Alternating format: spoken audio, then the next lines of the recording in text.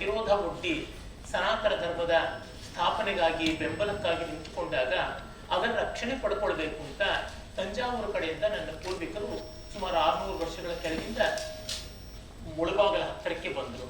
ಮುಳಬಾಗಿಲು ಮೂಡಲ ಬಾಗಿಲು, ಅದು ಕರ್ನಾಟಕದಿಂದ ಆಂಧ್ರ ಪ್ರದೇಶಕ್ಕೆ ಹೋಗುವ ಹೆಬ್ಬಾಗಿಲು ಅಂತ. ಮೂಡಲ ಬಾಗಿಲು, ಮುಳಬಾಗಿಲು ಶ್ರೀಪಾದರಾಜ ಸ್ವಾಮಿಗಳ ಕ್ಷೇತ್ರ ಅದು. ಅಲ್ಲಿ ಬಂದರು. ಆ ಹೊತ್ತಿಗೆ ಶ್ರೀಪಾದರಾಜರು ಇನ್ನೂ ಆವಿರ್ಭವಿಸಿರಲಿಲ್ಲ. ಅಲ್ಲಿ ಅಗ್ರಹಾರಗಳಲ್ಲಿ ನೆಲೆ ನಿಂತರು. ಹಾಗಾಗಿ ತಮಿಳನ್ನ ಜೊತೆಗೆ ಇಟ್ಕೊಂಡು ಬಂದರು. ಸ್ಥಳೀಯ ಸಂಸ್ಕೃತಿ ಜೊತೆಗೆ ಬೆರೆತರು.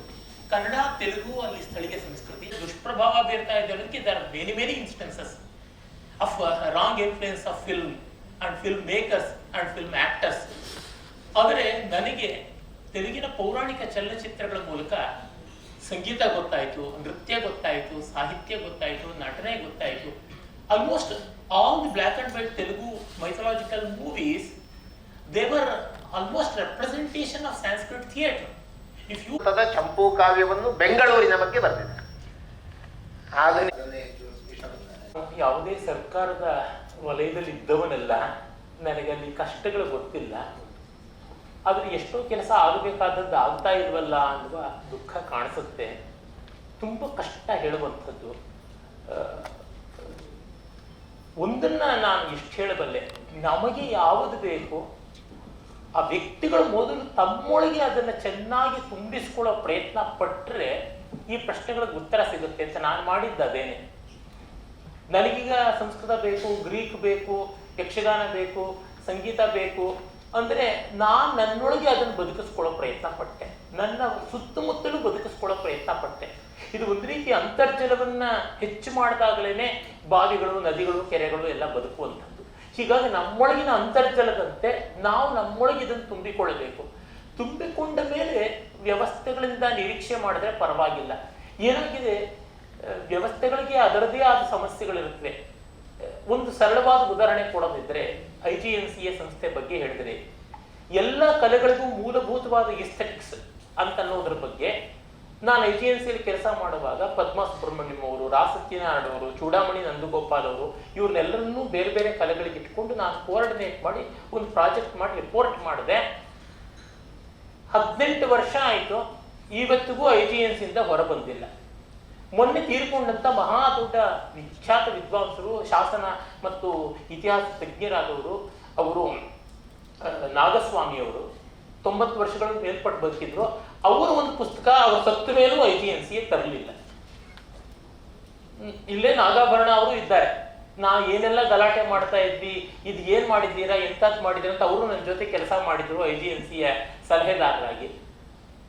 ಏನು ಸರ್ಕಾರಿ ಸಂಸ್ಥೆಗಳು ಎಷ್ಟೋ ಬಾರಿ DVG ಒಂದ್ ಕಡೆ ಬರುತ್ತೆ, it has neither a body to kick nor a soul to dam.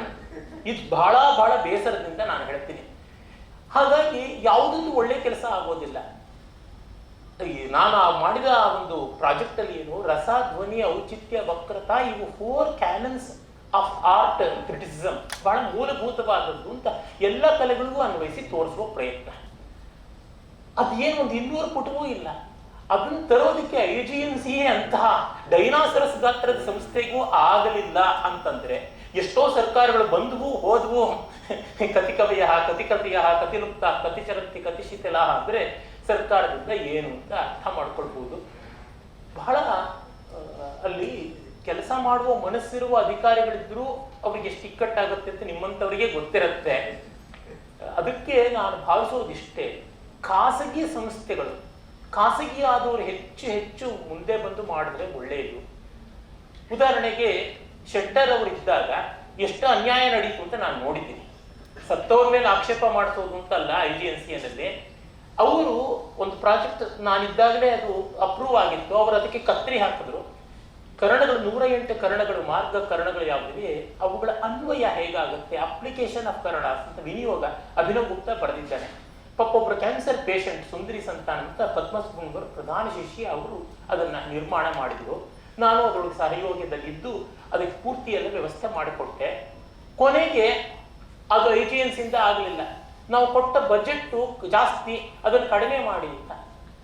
ಅಲ್ಲ, ಮೂಗಿಡ್ಕೊಂಡು ನೀವು ಉಸಿರಾಡಿ ಪರವಾಗಿಲ್ಲ, ಕಿವಿಯಿಂದಾಗ ಉಸಿರಾಡಿ, ಇಷ್ಟು ದೊಡ್ಡದಾಗಿ 2 ಕಿವಿಗಳಿವೆಯಲ್ಲ, ಕಣ್ಣಿಂದ ಉಸಿರಾಡಿ ಹೇಗೆ ಹಾಗೆ. ನಾವು ಕೊಟ್ಟಿದ್ದೆ ಸ್ಟಾರ್ವಿಂಗ್ ಬಜೆಟ್, ಒಪ್ಕೊಳ್ಳಿಲ್ಲ. ಕೊನೆಗೆ ಇವರು ಸುಧಾಮೂರ್ತಿ ಅವರು ಸಹಾಯ ಮಾಡಿದ್ರು. ಅವ್ರು ಕೇಳಿದ್ರು, ನೀವು ಎಲ್ಲಿಂದಲಾದ್ರೂ 1 ಲಕ್ಷವೋ 2 ಲಕ್ಷವೋ ತಗೊಂಡು ಬಂದ್ರೆ ನಾವು ಕೊಡ್ತೀವಿ ಅಂತ. ಅಮ್ಮ, ನಮಗೆ ಯಾರಿಂದಲೂ ಕೇಳೋಕ್ಕೇನು ಗೊತ್ತಾಗೋದಿಲ್ಲ, ನೀವು ಕೊಡೋಂಗಿದ್ರೆ ಕೊಡಿ, ಇಲ್ದಿದ್ರೆ ಬೇಡ ಅಂತಂದ್ರು. ಮರುದಿವಸವೇ ಚೆಕ್ ಕಳಿಸ್ಕೊಟ್ರು. ಅದರಿಂದ ಸುಂದರಿ ಸಂತಾನವರು ಸಾವಿನ ಹಾಸಿಗೆಯಲ್ಲಿದ್ದವರು ಆ ಪ್ರಾಜೆಕ್ಟ್ ಮಾಡಿ ಮುಗಿಸಿದ್ರು. ಮತ್ತೆ ಎಲ್ಲ ದೇಶೀಕರಣಗಳನ್ನು ಮಾಡಿದ್ರು. ಅದನ್ನ ಡಾಕ್ಯುಮೆಂಟ್ ಮಾಡೋಕ್ಕಾಗದೆ ಅವರು ಪ್ರಾಣ ಬಿಟ್ಟಿದ್ರು ಪಾಪ. ಅಂದ್ರೆ ಇಷ್ಟು ಕಠೋರವಾದದ್ದು ಯಾತಕ್ಕೆ ನಾನು ಹೇಳ್ತಾ ಇದ್ದೀನಿ, ಇವತ್ತು ಸಾರ್ವಜನಿಕ ಮಾಡ್ತಾ ಇದ್ದೀನಿ ಅದನ್ನ. ಸರ್ಕಾರದ ಸಂಸ್ಥೆಗಳಲ್ಲಿ ಮತ್ತೊಂದರೊಳಗೆ ಸಂವೇದನಶೀಲರಾದವರು ಇಲ್ಲದೆ ಆಗ್ರಹ ಮಾಡ್ಕೊಳ್ತಾರೆ. ಈಗ ನೋಡಿ, ನಾನು ದಾಕ್ಷಿಣ್ಯಕ್ಕೆಲ್ಲ ಹೇಳಿದ್ರು, ಕನ್ನಡ ಅಭಿಜಾತ ಭಾಷೆ ಆಯಿತು, ಕನ್ನಡ ಕ್ಲಾಸಿಕಲ್ ಲ್ಯಾಂಗ್ವೇಜ್ ಆಯಿತು, ಈ ಬೆನ್ನು ಆ ಬೆನ್ನು ಎಲ್ಲ ಹೊಡ್ಕೋತಾರೆ. ನಮ್ಮ ಅಕಾಡೆಮಿಗಳು ಎಷ್ಟು ಜನ ಕಂದ ಪದ್ಯದ ವರ್ಕ್ಶಾಪ್ ಮಾಡಿದ್ದಾರೆ, ವೃತ್ತಗಳ ವರ್ಕ್ಶಾಪ್ ಮಾಡಿದ್ದಾರೆ, ಸಾಂಗತ್ಯದ ವರ್ಕ್ಶಾಪ್ ಮಾಡಿದ್ದಾರೆ, ಷಟ್ಪದಿಗಳ ವರ್ಕ್ಶಾಪ್ ಮಾಡಿದ್ದಾರೆ, ಎಲ್ಲದರ ಬಗ್ಗೆ ಪುಸ್ತಕ, ಎಲ್ಲದರ ಬಗ್ಗೆ ಸೆಮಿನಾರ್ ಎಲ್ಲ ತಂದಿದ್ದಾರೆ. ಅಭಿಜಾತವಾದದ್ದು ಏನು ಮಾಡಿದ್ದಾರೆ? ಇವತ್ತಿಗೂ ಅವಧಾನದಲ್ಲಿ 30 ವರ್ಷದಿಂದ 40 ವರ್ಷದಿಂದ ನಾನು ಕೆಲಸ ಮಾಡ್ತಾ ಇದ್ದೀನಪ್ಪ. ಒಂದೇ ಒಂದು ಸಾಹಿತ್ಯ ಸಮ್ಮೇಳನದಲ್ಲಿ ನನ್ನನ್ನು ಕೂಡ ಕರೀಲಿ ಅಂತ ನಾನು ಖಂಡಿತ ಕೇಳಲ್ಲ. ಇನ್ನೂ 7-8 ಅವಧಾನಿಗಳು ಒಳ್ಳೆಯವರಿದ್ದಾರೆ. ಅವ್ರನ್ನ ಕರೆಸಿ ನಮ್ಮ ಅಕಾಡೆಮಿಗಳು, ಸಾಹಿತ್ಯ ಅಕಾಡೆಮಿ ಆಗಲಿ ಅಥವಾ ಸಾಹಿತ್ಯ ಸಮ್ಮೇಳನಗಳಾಗಲಿ ವಿಶ್ವವಿದ್ಯಾಲಯಗಳಾಗಲಿ ಏನು ಮಾಡಿವೆ? ಯಾವುದೂ ಮಾಡಿಲ್ಲ. ನನಗೆ ಮಾಡಬೇಡಿ, ನನಗೆ ಬೇಕಿಲ್ಲ, ಖಂಡಿತ ಹೇಳ್ತೀನಿ.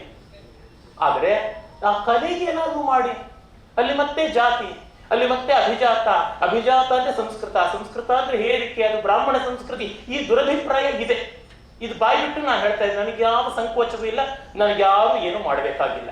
ಇದು ಅಹಂಕಾರದ ಮಾತಲ್ಲ, ದುಃಖದ ಮಾತಾಗಿ ಹೇಳ್ತಾ ಇದ್ದೀನಿ. ಈ ಮಟ್ಟದ ಸಂಕುಚಿತತೆ ಇವರುಗಳಿಗೆ ಬಂದ್ರೆ ಎಲ್ಲಿ ಉಳಿಯುತ್ತೆ ಇವೆಲ್ಲ ಅಂತ. ನನ್ನ ಡಾಕ್ಟರ್ ಥೀಸಿಸ್ ಸಂದರ್ಭದಲ್ಲಿ ಆ ರೀತಿಯಾದ ಆಕ್ಷೇಪ ಆಯಿತು, ಹಂಪಿಯ ವಿಶ್ವವಿದ್ಯಾಲಯದಲ್ಲಿ ಬಂತು. ಇದು ಬೂರ್ಜ್ವಾ ಸಂಸ್ಕೃತಿ, ಬಂಡವಾಳಶಾಹಿ ಸಂಸ್ಕೃತಿ ಇದಲ್ವಾ ಅವಧಾನ ಅಂತ. ಆ ಸಂಸ್ಕೃತಿ ಯಾವುದೇ ಆಗಲಿ, ಪ್ರಾಡಕ್ಟ್ ನೋಡಿಪ್ಪ, 800 ವರ್ಷಗಳ ಇತಿಹಾಸ ಇದೆಯಲ್ಲ, ಅದನ್ನು ಸ್ಟಡಿ ಮಾಡಿದ್ದೀನಿ, ನೋಡಿ ಓದಿ ಹೇಳಿ. ಯಾರು ಓದಿ ಹೇಳೋದಿಲ್ಲ. ಹೀಗಾಗಿ ವ್ಯಕ್ತಿಗತವಾಗಿ ಬದುಕಿದ್ರೆ ಉಂಟು.